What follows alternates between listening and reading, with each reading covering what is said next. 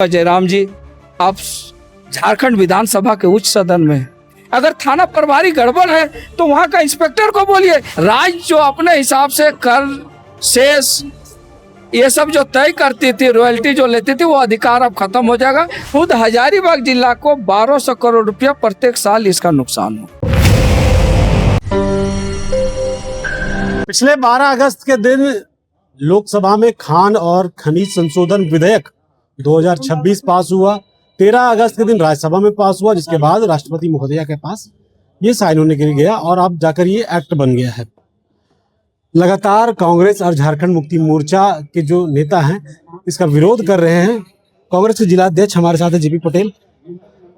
भाजपा कह रही है इससे राज्य का विकास होगा, जो शेष हटेगा उसके बाद और भी अधिक खदानें खुलेगी, राजस्व की बढ़ोतरी होगी और नए नए लोग को रोजगार प्राप्त होंगे।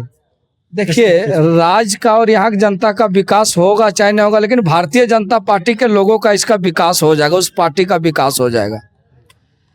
जल जंगल जमीन यहाँ की आदिवासी मूलवासी का पहचान है और जो इस एक्ट में आया है, हमारा शेष रेवेन्यू, राजस्व, उपकर, ये सब और जो लेवी हमको मिलता था वो राज्य सरकार तय करती थी। अब वो सीधा सीधी हमारे जो शक्ति प्रदत्त थे, जो पावर मेरे पास था, उसको खत्म करके केंद्र अपने पास ला रही है।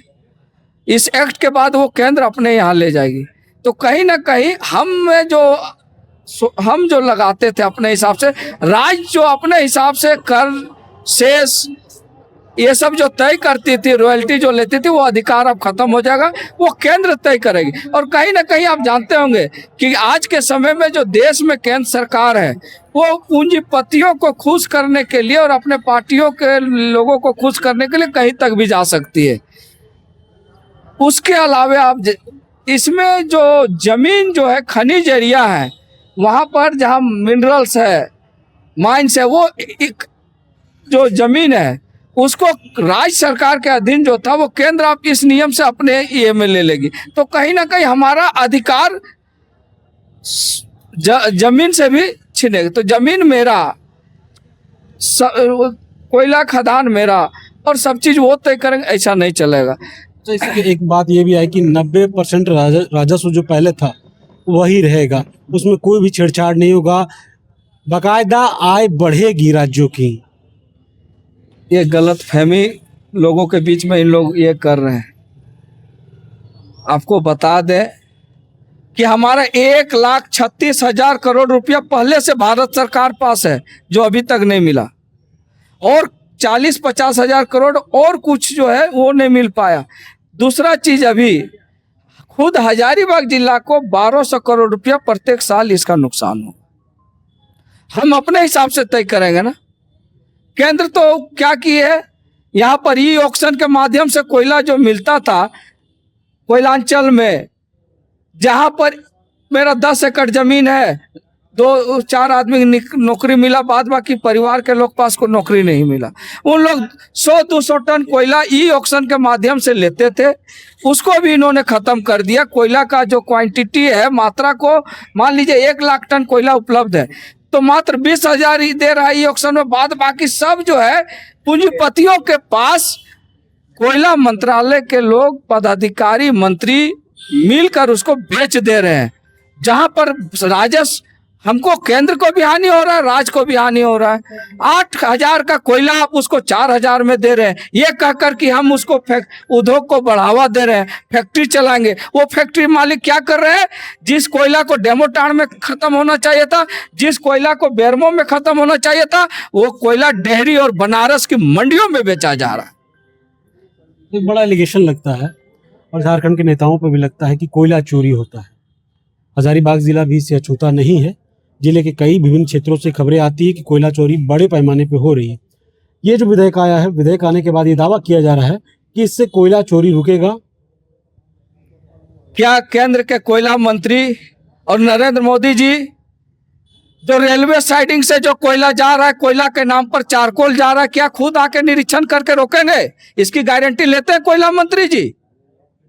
पूरे रेलवे साइडिंग से 2 नंबर कोयला का अवैध कारोबार हो रहा है। और इसमें सब सीआईएसएफ बीआईएसएफ मिले जो कोलवरी में उसके क्या करते हैं, जीएम क्या करता है, उसको रक्षा करना चाहिए ना, क्यों नहीं रक्षा कर रहे हैं। ये तो संजोग है कि धनबाद में कुछ सीआईएसएफ हो रही है, पार्ट को ये कर दिया गया, लेकिन वहां जो कोयला जो चोरी हो रहा है सीआईएसएफ उसके जवान वहां मौजूद है, वो वहां पर सिक्योरिटी वाले लोग हैं, सीसीएल का खुद अपना सिक्योरिटी है, जीएम है, पीओ, वो क्या करते हैं। अब जो रेड होल माइनिंग की बात होती है उस पे भी तो विराम लगना चाहिए। देखिए, हमने कई बार सदन में भी, देखिए छोटा ही सदन में पहुंचा हूं, लेकिन कई बार मैंने चीज़ों को रखा है, सरकार को भी बोला है।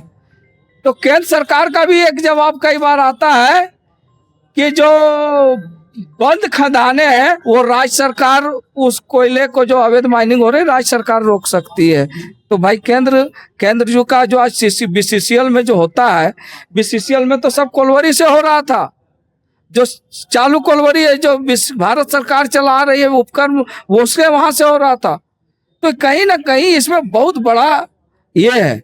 और मैं खुद कह रहा हूं, मैं भारतीय जनता पार्टी का सचेतक रहते हुए, भारतीय जनता पार्टी का प्रदेश उपाध्यक्ष रहते हुए हमने कोयला मंत्री को, प्रधानमंत्री को कई बार इन चीजों से अवगत कराया था कि पीएलसी लिंकेज के माध्यम से यहाँ का राजस्व को लूटा जा रहा है, राजस्व का देश को हानि हो रहा है, और इसमें पूंजीपति लोग है सो इसके बड़े पैमाने पर जो फैक्ट्री मालिक है उसका काला कारोबार कर, कोई एक्शन नहीं हुआ। उल्टा हमसे कोयला विभाग बोलता है कि आप शपथ पत्र लिख के दीजिए कि कोयला चोरी ये सही है कि गलत। अरे भाई, आप कोयला मंत्री है, आपका चेयरमैन है, आपका सीएमडी है, वो इन्वॉल्व है, जांच कराइए उससे, उन लोग पर ये लगाइए। हम लोग को मांगा जाता है कि शपथ भर के दीजिए कि जो आप बोल रहे हैं वो सही है ना, तो आप पर कार्रवाई होगा। ये तो व्यवस्था है कोयला विभाग का।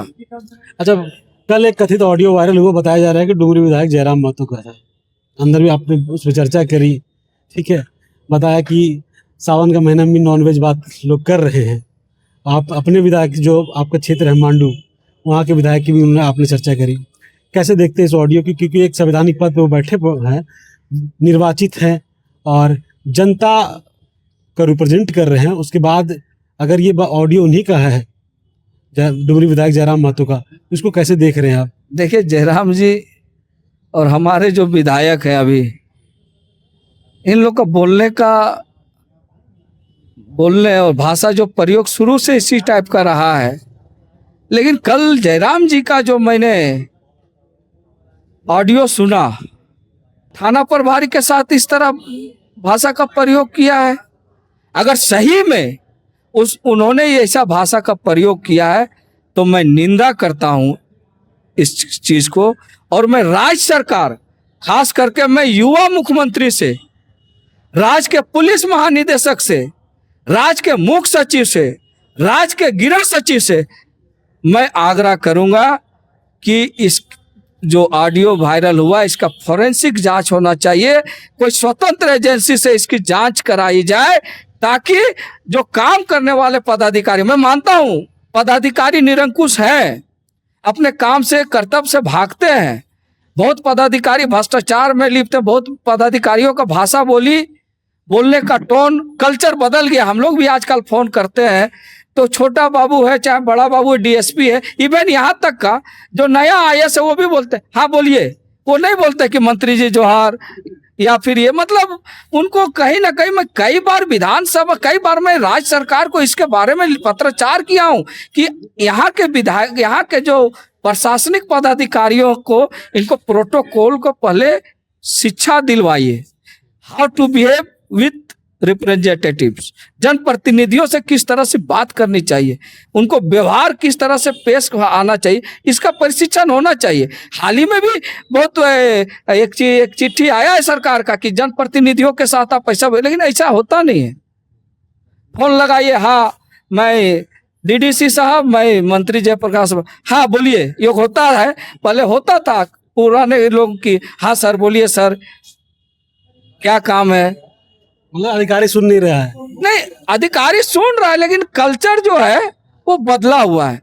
लेकिन मैं इस बात को ये नहीं कह दूं कि मैं कह दूं कि जयराम जी की बात से मैं सहमत हूं। जयराम जी ने जो किया है सही में अगर वो किए हैं तो कहीं ना कहीं इसकी जांच होना चाहिए। और मैं तो कहूंगा जयराम जी, आप झारखंड विधानसभा के उच्च सदन में हैं।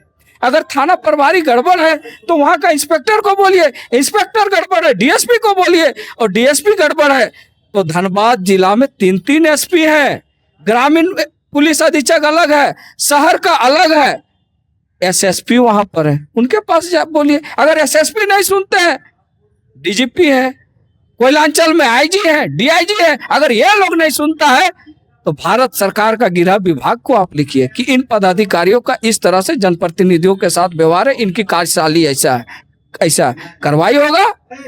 तो कहीं ना कहीं निश्चित रूप से अगर वो बयान दिए हैं तो इसका मैं निंदा करता हूं और सभी जनप्रतिनिधियों से अपील करूंगा कि आंदोलन कीजिए अधिकारियों के खिलाफ। पदाधिकारी अगर गड़बड़ है तो आंदोलन कीजिए, लिखा पढ़ी कीजिए, लेकिन इस तरह का प्रयोग नहीं कीजिए। गाली गलौज नहीं होना चाहिए, गाली गलौज नहीं होना चाहिए। इससे झारखंड का छवि भी धूमिल हो रहा है। झारखंड का छवि धूमिल नहीं हो रहा है। जेपी पटेल बोलेगा व्यक्तिगत उसका छवि धूमिल होगा, झारखंड का क्या धूमिल होगा उसमें? बाहर तो यही मैसेज जाएगा ना कि यहाँ का नेता लोग गाली गलौज कर। इस चीज को मैं नहीं मानता हूँ। व्यक्तिगत मेरा क्षति होगा, पर्सनल डैमेज। Personal damage.